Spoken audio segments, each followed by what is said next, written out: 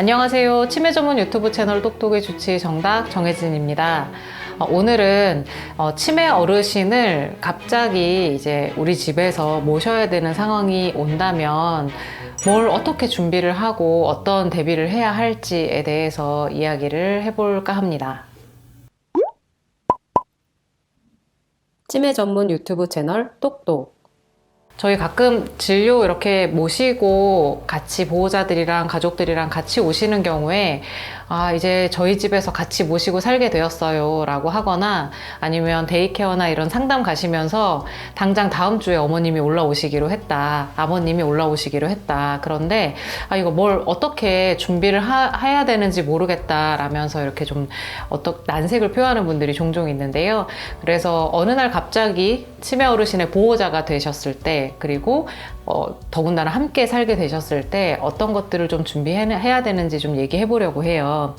제일 먼저 해야 될 거는 가족분들이 다 같이 지금 현재 어르신의 치매 정도에 대해서 좀 공감대를 형성하는 게 반드시 필요하다라고 생각을 합니다.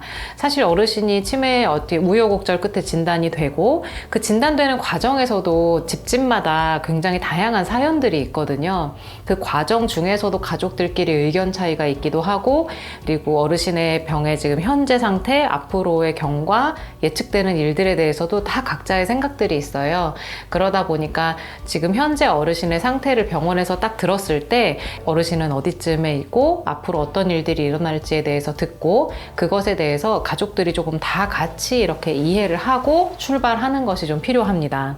두 번째는 어르신이 이제 당장 이제 우리 집으로 오시게 될 텐데 어느 공간에 어느 부분에 이제 어르신의 생활 공간을 마련할지에 대해서도 조금은 신경을 쓰셔야 되겠는데요.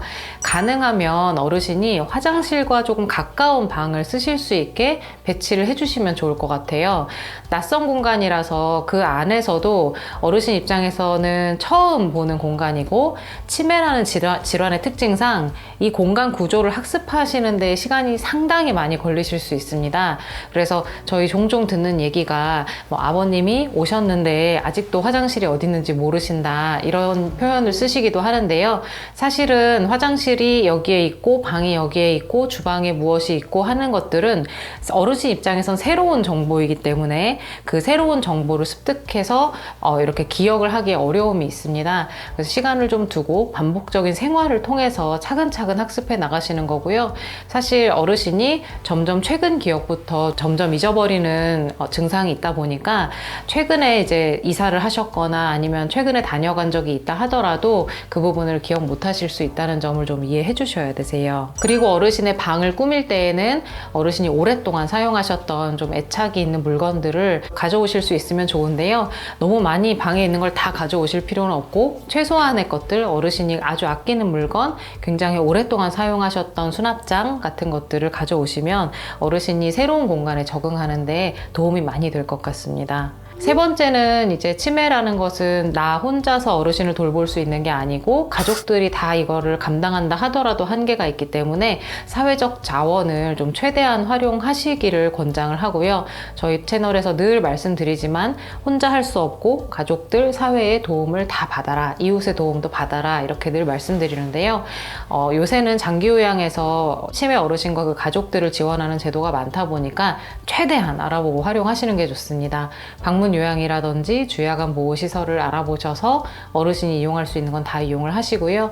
복지용구 같은 것도 최대한 도움이 될 만한 것들은 다 신청해서 쓰시고, 또 치매안심센터가 주변에 다 있어요. 그래서 치매안심센터에 가셔서 어르신이 진단이 되어서 약을 드시고 있다면 약값 지원이라든지 소모품 지원이라든지 하는 것들을 좀 최대한 알아보고 이용하셔야 됩니다. 네 번째는 어르신의 이제 의학적인 병력을 최대한 좀 이렇게 관리를 하셔야 되는데요. 사실 이거는 치매 어르신들 뿐만 아니라 많은 어르신들에게 좀 필요한 문제인데, 치매 어르신이 어느 날 갑자기 첫째 따님의 집으로 왔는데 첫째 따님이 이제 모시고 병원에 왔어요. 자, 어르신 어떤 약 드시고 계시죠? 그러는데 잘 모르겠는데 고혈압으로 약을 드신 것 같은데 상당히 오래됐어요. 그냥 이렇게는 표현을 하세요. 근데 이게 실제로 알아보면 다른 형제들을 통해 다른 병력이 또 확인되기도 하고, 드시는 약이 사실은 혈압 때문에 드셨던 게 아니라 신부전 때문에 드셨다거나 되나 하는 식으로 잘 이렇게 정확하게 기억을 못 하시는 분들이 많거든요. 어머님이 이제 원래는 치매 전에는 본인의 병력을 스스로 관리를 하셨기 때문에 가족분들이 신경을 크게 안 써서이기도 하고요. 그리고 여러 형제들이 또 어머니와 아버지와 병원에 다니면서 이렇게 한 번은 이 아들과 가고 한 번은 이쪽 딸하고 가고 하면서 이렇게 통합 관리가 안 되고 있기도 합니다. 그래서 어르신이 치매뿐만 아니라 지금 어르신들이 건강하다 하시더라도 어떤 병원에 어떤 문제로 어떤 약을 타러 다니시는지 이런 것들에 대해서 좀 알아보시는 게 중요하고요. 어르신의 거주지가 바뀌었다면 이런 병원들, 기존에 다니시던 병원들을 대체할 수 있는 병원이 있는지 그걸 확인하고, 집에서 좀 거동이 어려우시다면 집에서 이용할 수 있는 방문 간호 서비스가 지역 근처에 있는지, 그리고 방문 의료를 신청할 수 있는 의원이 있는지 이런 것들을 최대한 좀 알아보고 준비하셔야 합니다. 다섯 번째는 가족분들이 역할을 최대한 분담해야 한다는 건데요. 저희 채널에서 굉장히 많이 얘기한 내용이잖아요. 그래서 어르신들을 돌볼 때 가족들이 역할 분담을 좀 잘 하셔야 되고, 한 사람이 1년 365일 24시간 어르신 곁을 지키는 건 굉장히 어려운 일입니다. 사실은 불가능한 일인데 누군가 하고 있다면 지금이라도 좀 말려주셔야 되는 거고요. 가족 중에 이제 어떤 분들이 어떤 요일은 누가 밤에 어머니랑 함께 잘 것인지, 아버님의 목욕은 누가 언제 시킬 것인지, 일주일에 며칠은 누가, 그리고 주말에는 누가 어르신과 함께 지낼 것인지에 대해서 좀 매우 구체적인 리스트를 만들어서 마치 이렇게 스케줄표, 회사의 스케줄표 혹은 학교 다닐 때 저희 생활기록표처럼 요일별로 이렇게 시간대별로 구체적으로 분담을 하실 필요가 있습니다. 장기전이에요. 굉장히 장기전이기 때문에 단기적으로 내가 뭐 한 2, 3년만 고생하면 되지 라고 생각하시고 시작하시는 분들 많은데요. 사실 2, 3년 안에 잘 끝나지 않습니다. 이것은 어르신의 앞으로의 남은 여생 동안 삶의 질과도 굉장히 깊은 관계가 있고, 돌봄을 지금 현재 주로 제공하시는 가족 구성원분의 삶의 질도 아주 큰 영향을 받기 때문에 온 가족이, 그리고 관계에서도 굉장히 중요한 역할을 하는 이슈이기 때문에 무조건 철저하게 최대한 구체적으로 이를 분담하실 필요가 있고요. 완벽하게 돌보는 건 없기 때문에 서로가 서로의 보완해가면서 이거를 담당하시고, 그리고 절대로 누군가가 비난을 하거나 이렇게 좀 불만을 나타낼 때 싸우게 되거나 이렇게 감정적으로 대응하지는 않으셔야 될 것 같습니다. 마지막으로 치매라는 것이 질병이라는 점 꼭 기억해 두셔야 되는데요. 사실 어르신들 보면 이제 치매이기 때문에 나타나는 많은 증상들 때문에 가족분들이 상처받고 서로 또 갈등을 일으키고, 치매라고 알고는 있지만 때때로 그거를 견디지 못해 또 어르신들과 싸우거나 형제들 간의 갈등이 이루어지는 것들을 참 많이 봐요.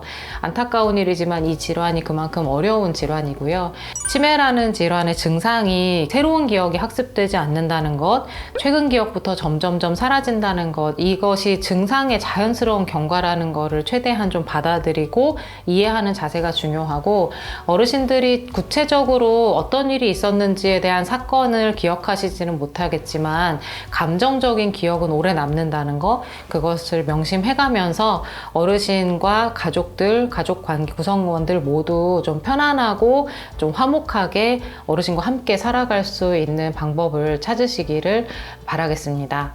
지금까지 치매 전문 유튜브 채널 똑똑이 주치의 정답 정혜진이었습니다. 감사합니다.